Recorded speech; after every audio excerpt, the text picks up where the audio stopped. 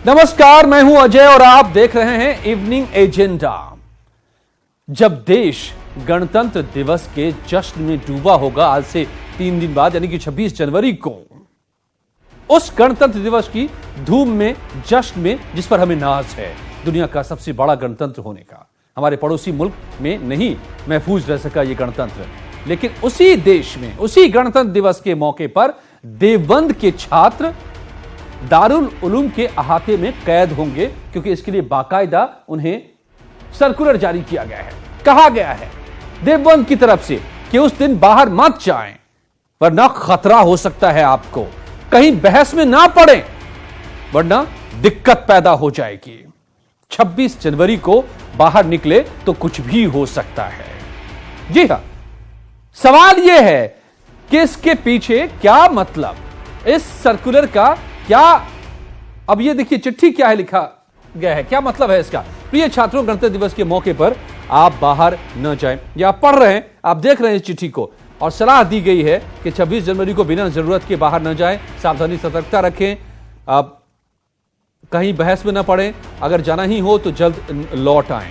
ये दारुल उलूम देवबंद के दारुल इकामा के नाजिम यानी कि छात्रावास प्रभारी यानी वार्डन मौलाना मुनीरुद्दीन कासमी ने ये नोटिस चस्पा करके बाकायदा छात्रों को फरमान जारी किया है कि वो घर में देवबंद के भीतर ही रहे। इसके बाद बीजेपी के नगर अध्यक्ष गजराज राणा ने हमला बोल दिया दारुल उलूम के ऊपर। देवबंद के ये नगर अध्यक्ष हैं बीजेपी के। उन्होंने कहा कि दारुल उलूम के बारे में मैं पहले से कहता रहा हूं कि दरअसल यहां आतंकी पढ़ते हैं, आतंकवादियों से रिश्ता है दारुल उलूम का, और राष्ट्रीय पर्व पर इस तरह का बयान जारी करना, इस तरह की हिदायत जारी करना, मुसलमानों के अंदर देवबंद का दारुल उलूम दरअसल खौफ पैदा करना चाहता है। मांग करता हूं कि इसकी पूरी जांच हो। सवाल उठता है कि इस मौके पर यह माहौल बनाने का क्या मतलब है। क्या दरअसल वाकई खौफ है क्या? जब देश गणतंत्र दिवस मना रहा होगा उस वक्त क्या मुसलमानों के लिए खौफ का माहौल होगा? और अगर यह खौफ है तो क्या सबके लिए है या सिर्फ मुसलमानों के लिए है, या फिर दरअसल जैसा बीजेपी के नेता ने आरोप लगाया है कि खौफ पैदा करने की कोशिश की जा रही है? बड़ा सवाल आज इवनिंग एजेंडा में पूछूंगा मैं मेहमानों से, लेकिन पहले सुनिए आप इनकी बातों को। दारुल उलूम देवबंद एक राष्ट्रीय पर्व पर ऐसा बयान दे रहा है जिससे अराजकता फैले देश के अंदर, देश के मुसलमानों को बेवकूफ़ बनाया जाए, देश के मुसलमानों के अंदर भय पैदा किया जाए। दारुल उलूम ये चाहता है। दारुल उलूम की नीतियां राष्ट्र विरोधी है, देश विरोधी है, इनकी उच्च स्तरीय जांच होनी चाहिए। जब से मोदी जी की सरकार पिछले 5 साल से काम कर रही है, उस सरकार के अंदर कोई भी एक भी मामला ऐसा नहीं है कहीं झगड़ा फिसाद हिंदू मुस्लिम इस तरह से हो रहा हो। छुटमुट घटनाएं तो एक छोटे से घर में भी होती है जहां 3-4 आदमी रहते हैं। क्या मतलब है इसका? स्वामी ललितानंद महंत है मेरे साथ, कुंभ क्षेत्र से इस वक्त जुड़े हुए हैं। चंद्रभूषण पांडे बीजेपी के प्रवक्ता, अभिषेक काशू पीएसपी के प्रवक्ता और हाजिर खान मुस्लिम धर्मगुरु मेरे साथ जुड़े हुए हैं। चंद्रभूषण पांडे जी, कैसे हालात आपने पैदा कर दिए हैं कि अब जब देश जश्न मना रहा होगा गणतंत्र दिवस के मौके पर, मुस्लिम छात्र बाहर नहीं निकल सकते वरना कुछ भी हो जाएगा उनके साथ। देवबंद का यह सर्कुलर है। उत्तर प्रदेश में क्या यह हालात है? नहीं, दुर्भाग्यपूर्ण है अजय जी, दुर्भाग्यपूर्ण है इस तरह के सर्कुलर जारी करना। इस तरह के सर्कुलर जारी करना दुर्भाग्यपूर्ण है। मैं मानता हूं कि उत्तर प्रदेश की पुलिस का एक अच्छा इतिहास रहा है, और उनका पुलिसिंग को इस तरह से पूरी इंस्टीट्यूशन पर सवाल खड़ा करना, ये मुझे लगता है कि ठीक नहीं है। और ऐसी परिस्थितियों में जब भाजपा शासित अन्य राज्यों का भी जो इतिहास है सुशासन का रहा है, और हम लोग धार्मिक आधार पर, जाति आधार पर भेदभाव के हमारे ऊपर कोई आरोप कहीं नहीं लगे हैं, तो इन परिस्थितियों में ये कहीं न कहीं से इस चीज की पुष्टि करता हुआ दिखता है। अगर वो छात्रों को ये कहते कि नहीं आप सड़क पर जाइए लेकिन कोई ऐसा आचरण न करिए जिससे कानून व्यवस्था को सवाल पैदा हो, उस बात तो वो हिदायत तो समझ में आती है। उन्होंने कहा आप जाएंगे तो आपकी चेकिंग की जाएगी, और चेकिंग के दौरान आपका उत्पीड़न हो सकता है। भाई चेकिंग में हम लोग भी चेकिंग होती है, सभी की चेकिंग कहीं ना कहीं कभी कभी होती है, और राष्ट्रहित में चेकिंग के लिए हम लोग तैयार रहते हैं। हमारे पास कोई ऐसी दस्तावेज है, कोई ऐसा सामान न हो जो कि देश के कानून के खिलाफ है। तो मुझे लगता है ये अपने आप में संदेह का वातावरण निर्मित कर रहे हैं दारुल उलूम के लोग, और इनको ही इस पे सफाई देना चाहिए, दुर्भाग्यपूर्ण है। अभिषेक आशु, क्या आपको लगता है कि मुसलमानों के लिए खुले में घूमना गणतंत्र दिवस के मौके पर खतरनाक है?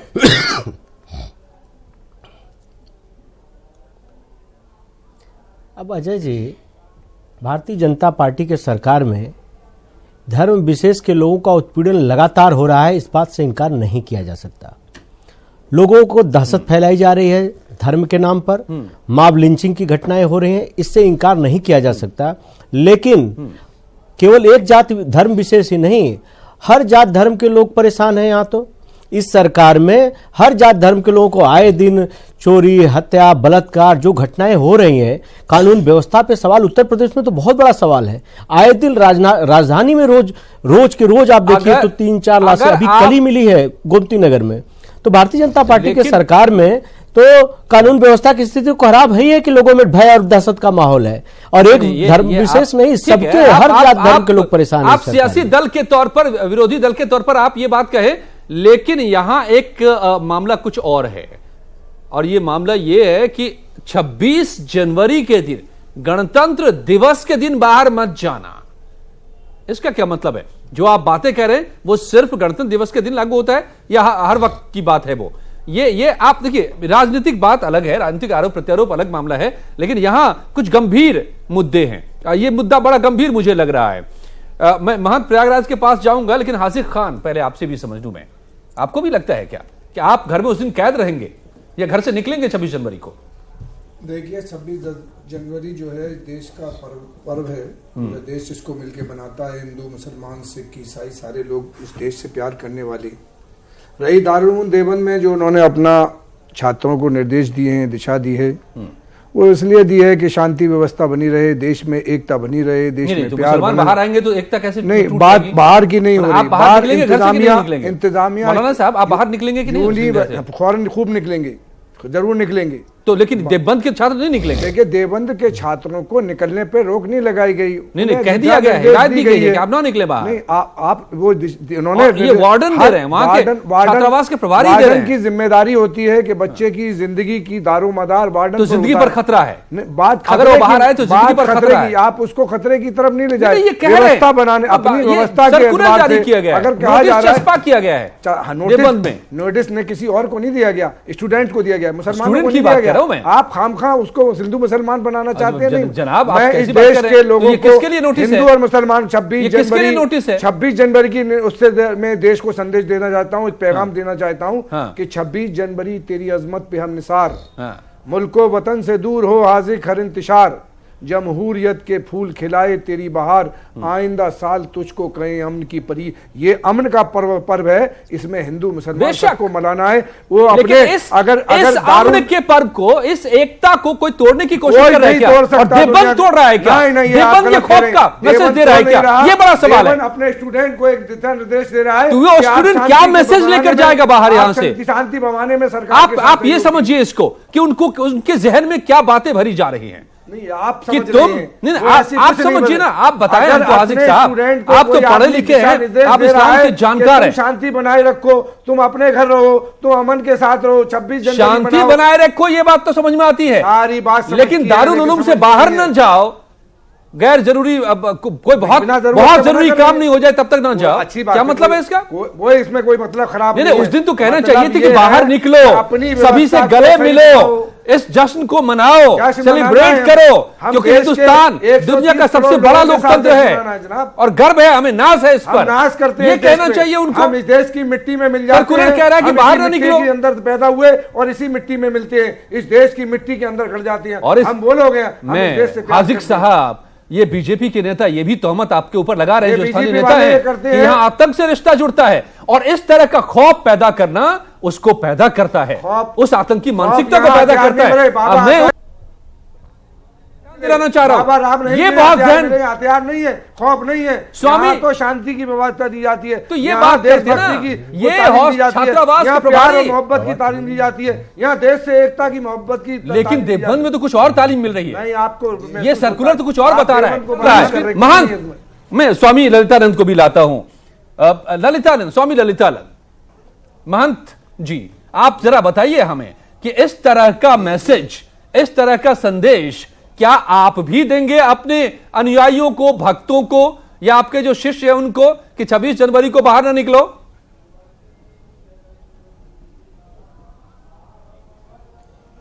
ये दुर्भाग्यपूर्ण है जो इस तरह की अफवाहें देश में फैलाते हैं। हमारे अखंड भारत को, अखंडता को खत्म करने की कोशिश करते हैं। ऐसे राष्ट्र विरोधी तत्वों के खिलाफ कार्रवाई होनी चाहिए और वो बौखला गए हैं। हमारी सुरक्षा अधिकारी, हमारे देश की सैनिक बहुत चौकस हैं और परमपिता परमात्मा ने उनके मुंह से कहलवाया, उससे ये फायदा हो गया, हमारे देश की सुरक्षा जो है वो बिल्कुल चौकस हो गई है। और जो बादल गरजते हैं वो कभी बरसते नहीं है, वो बौखला गए हैं। और जो राष्ट्र विरोधी तत्व हैं वो उनके घुटने टेक दिए, बौखला करके अनाप शनाप बयान दे रहे हैं देश में, ताकि हमारे देश की शांति भंग हो। ऐसे लोगों के खिलाफ कठोर से कठोर कार्रवाई होनी चाहिए जो इस तरह की अफवाह फैलाते हैं। गणतंत्र दिवस हमारे राष्ट्रीय पर्व है और हम इसको धूमधाम से मनाएंगे और सब पूरा देश इसको बड़े उससे मनाएगा। और हम भी पूरे देशवासियों को राष्ट्रीय पर्व की हार्दिक मंगल कामना करते हैं। सभी के लिए मंगल कामना करेंगे। हमारे देश में सब शांति से रहें और बाकी तो प्रकृति का नियम होता है, खेत में हम अनाज बोते, घास नहीं बोते, घास तो अपना आप हो जाता है। उस घास को उखाड़ने का, क्योंकि उस दुनिया घास को काटने का, उस घास को फेंकने का हमारा सभी का कर्तव्य बनता है। जो देश में नुकसान पहुंचाने की कोशिश करता है उसको जड़ से खत्म कर देना चाहिए। बेशक अभिषेक आशु जी, ये इस्लामिक शिक्षा का सबसे बड़ा केंद्र है देवबंद का, ये दारुल उलूम। देश ही नहीं, देश के बाहर से भी यहां पर छात्र पढ़ने आते हैं, मगर सवाल है कि उनको शिक्षा कैसी दी जा रही है? आप भी घर में कैद रहेंगे क्या? अजय जी तो अजय जी, भारतीय जनता पार्टी से कह करके इनके साथ कोई कानून ऐसा बनवा दीजिए कि 26 जनवरी के दिन घर के अंदर कोई नहीं बैठेगा, सब लोग सड़क पे रहेंगे। बिना ताकत किसी अगर संविधान की आयतों का, किसी कानून का उल्लंघन हो रहा हो तो मुकदमा दर्ज करके जेल भेज दें। अब आप जो चिट्ठी दिखा रहे हैं, अभी हमें तो उसके बारे में कोई जानकारी नहीं है, लेकिन कहेंगे कि वहीं देख लीजिए आप, बुलंदशहर से लेकर अलीगढ़ तक आप देखिए ना कि फेक इनकाउंटर हो रहे हैं, बेगुनाहों की हत्या हो रही है। अजय जी, बेगुनाह मारे जा रहे हैं। अब वो बड़ा संस्थान है, वहां हजारों की तादाद में लोग रहते हैं, तो ऐसी कोई व्यवस्था रही होगी, ऐसी कोई व्यवस्था रही होगी कि वहां प्रगतिशील समाजवादी पार्टी दिक्कत होती होगी जरूर। प्रगतिशील समाजवादी पार्टी भी खौफ में, भारतीय जनता पार्टी के 26 जनवरी को गणतंत्र दिवस को अगर बाहर आए तो मारे जाओगे। प्रगतिशील समाजवादी पार्टी लोहिया को भी यह डर लगता है। चंद्रभूषण पांडे जी, ये चैनलों पे है खौफ, चैनलों पे नहीं, ये सर्कुलर की बात कर रहा हूं मैं। खौफ केवल चैनलों पे है, चल रहा है, नहीं है। ये चैनल पर चल रहा है, वो तस्वीर चल रही है। भारतीय जनता पार्टी छुपाने के लिए समाजवादी पार्टी में हर सप्ताह एक सांप्रदायिक दंगा होता था, हर सप्ताह एक सांप्रदायिक दंगा होता था। लाखों मुसलमान बेघर हुए, घरों में वापस आने को नहीं तैयार थे। ये परिस्थितियां रही उत्तर प्रदेश में। लेकिन आज उत्तर प्रदेश में हमारी सरकार को 1.5 से अधिक साल हो गए, 2 साल पूरा होने को है। एक भी सांप्रदायिक तनाव ऐसे नहीं हुए जिसमें किसी धर्म विशेष के लोगों को आक्रमण किया गया हो। और इस इनकाउंटर की कोई भी केस धार्मिक आधार पर नहीं है। एक भी इनकाउंटर पे धार्मिक आधार पे कोई इनकाउंटर के आरोप नहीं लगे हैं। अगर कोई लगे हो तो आप कोर्ट में लेकर जाइए। देखिए, हवाई बातें मौलवी साहब नहीं चलेगी। और दूसरी चीज, आप इतने लोगों के काउंटर कर दिए, आपकी तलाशी की जाएगी और तलाशी में उत्पीड़न होगा। कौन से संविधान में भारत में उसी का होगा जो आईपीसी के सुसंगत धाराओं के विपरीत कोई चीज लेके चलेगा। कानून का उल्लंघन है, ये बताएं कि भारतीय संविधान में चीजों को साथ लेकर चलेगा। फर्जी अगर ऐसे काउंटर कोई लोग होंगे, जान ले रहे हैं, और कोई भी हो, हिंदू हो, मुसलमान हो, किसी भी स्कूल का छात्र हो, मुसलमान की बात टारगेटेड बाय द पुलिस की बात कर रहे हैं। अदरवाइज उत्तर प्रदेश हमारी निगाह में एक हिंदुस्तान की जान की कीमत है, गौरवपूर्ण आपकी निगाह में ना हो अलग बात हो। आप पूरी पुलिस पे सवाल कैसे खड़ा कर सकते हो भाई? क्या थाने जो है किसी जाति के लिए काम करते हैं?